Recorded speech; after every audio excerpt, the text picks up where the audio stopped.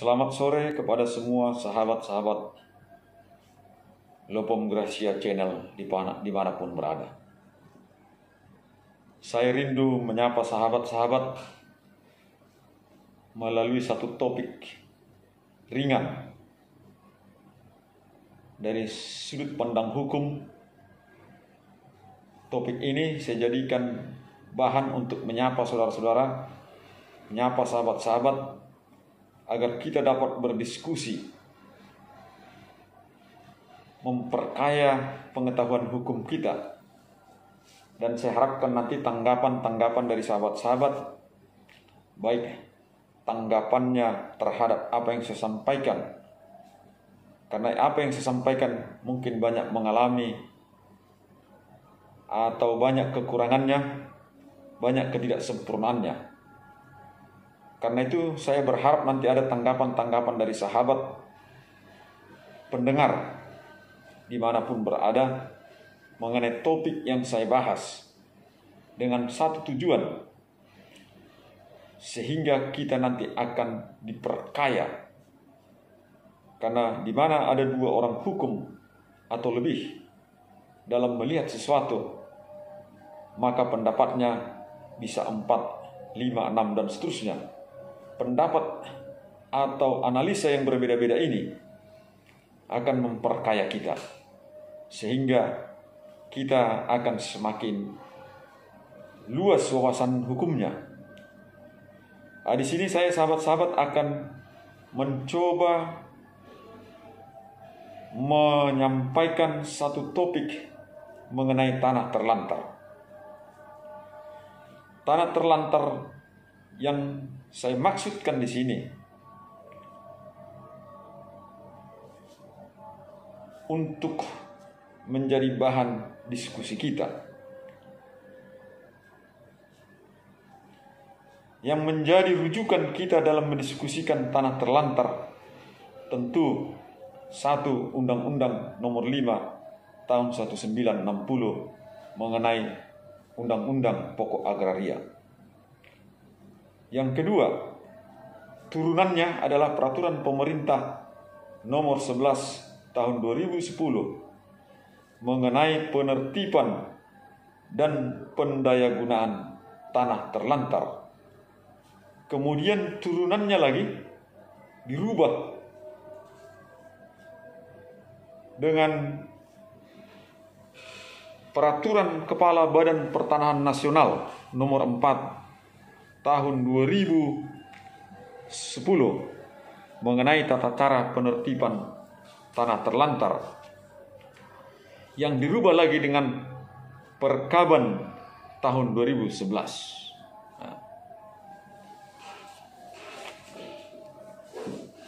Pertanyaan bagi kita, atau mungkin definisi tanah terlantar yang bisa sampaikan dalam diskusi ini adalah: tanah terlantar adalah tanah yang sudah diberikan hak kepada suatu subjek hukum atau badan hukum, apakah itu berupa hak milik, hak guna usaha, hak guna bangunan, hak pakai, hak pengelolaan, dan hak-hak lainnya menurut undang-undang, tapi tidak digunakan sesuai peruntukannya. Nah, ini satu definisi yang bisa saya sampaikan agar bisa nanti kita perkaya dengan mungkin ada definisi-definisi lain menurut sahabat-sahabat dimanapun berada. Kemudian tanah terlantar atau ada subjek hukum atau badan hukum yang bisa dikecualikan atau dinyatakan tidak menggunakan, tidak dikategorikan memiliki tanah terlantar, yaitu tanah yang dikuasai oleh perorangan. Tanah yang dikuasai oleh perorangan berupa hak milik, hak guna bangunan yang tidak secara sengaja tidak dimanfaatkan sesuai dengan sifat pemberian haknya. Jadi perorangan bisa dikecualikan. Kemudian dikecualikan lagi tanah yang dikuasai oleh badan hukum pusat, pemerintah pusat, atau yang dikuasai oleh badan hukum pemerintah daerah, BUMD.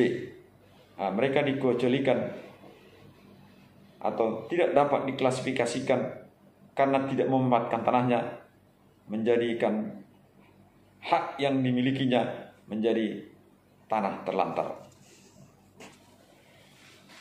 Kemudian bagaimana prosedur untuk menetapkan suatu subjek hukum atau badan hukum telah melakukan atau dapat diklasifikasikan bahwa dia telah menelantarkan suatu tanah. Bagaimana yang menjadi diskusi kita adalah bagaimana suatu subjek hukum atau badan hukum dikualifikasikan telah menelantarkan suatu tanah. Tentu ada 4 tahapan yang dilakukan apakah subjek hukum atau badan hukum tersebut telah menelantarkan suatu tanah. 1. Pertama, dilakukan dulu inventarisasi, terindikasinya tanah terlantar. Inventarisasi ini atau adanya suatu subjek hukum, badan hukum diindikasi telah melakukan atau dikualifikasikan telah melakukan atau tidak menggunakan tanah sehingga dianggap melakukan penelantaran tanah berdasarkan laporan dari masyarakat, laporan NGO, laporan instansi, atau berdasarkan dari si subjek hukum tersebut yang mengakui bahwa dia tidak memanfaatkan tanah sesuai hak yang diperuntukkan untuknya. Kemudian setelah itu dilakukanlah inventarisasi. Dilakukanlah identifikasi dan penelitian terhadap tanah-tanah terlantar. Berdasarkan laporan tersebut, kemudian dilakukanlah inventarisasi. Berdasarkan laporan tersebut, dilakukanlah identifikasi dan penelitian. Kemudian setelah dilakukan tahap ini, kemudian dilakukanlah peringatan terhadap pemegang hak penguasaan tanah terlantar. Kemudian tahap terakhir, dilakukanlah penetapan bahwa si subjek hukum tersebut telah melakukan atau tidak memanfaatkan tanah sehingga dinyatakan menjadi tanah terlantar.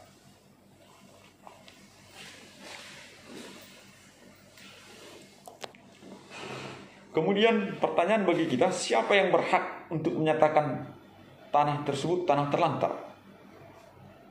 Maka menurut aturan yang saya kutip di atas tadi, bahwa yang menentukan atau yang menetapkan tanah tersebut tanah terlantar adalah Badan Pertanahan Nasional, baik pusat atau kanwil.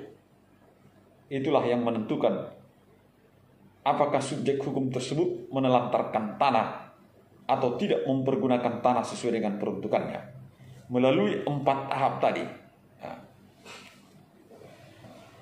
Agar ke-4 tahap tadi dapat berjalan dengan baik, maka Badan Pertanahan Nasional atau Kepala Kanwil Badan Pertanahan Nasional membentuk tim Panitia C. Panitia C inilah yang melakukan ke-4 tahapan penertiban tanah terlantar tadi, yaitu mulai tahap inventarisasi, terindikasi tanah terlantar, melalui identifikasi tanah terlantar, melalui peringatan terhadap pemegang hak penguasaan tanah. Kemudian nanti selanjutnya oleh Badan Pertanahan Nasional atau Kanwil Badan Pertanahan Nasional kemudian mengeluarkan penetapan atas tanah terlantar. Bagaimana jika sudah Badan Pertanahan Nasional atau Kepala Kanwil Badan Pertanahan Nasional sudah menetapkan suatu bidang tanah menjadi tanah terlantar? Ini menjadi pertanyaan bagi kita. Ketika sudah dilakukan penetapan bahwa status tanah tersebut tanah terlantar, maka subjek hukum atau badan hukum yang memperoleh hak putus hubungannya dengan objek tanah yang sudah dinyatakan tanah terlantar, dia sudah tidak ada lagi hak hukumnya untuk menguasai, mengelola, memanfaatkan tanah tersebut karena sudah dinyatakan tanah itu tanah terlantar. Kemudian atas tanah yang sudah ditetapkan menjadi tanah terlantar oleh Badan Pertanahan Nasional atau melalui Kepala Kanwil Badan Pertanahan Nasional, maka tanah tersebut dikembalikan kepada negara. Artinya tanah tersebut menjadi tanah berstatus tanah negara. Nah, inilah yang bisa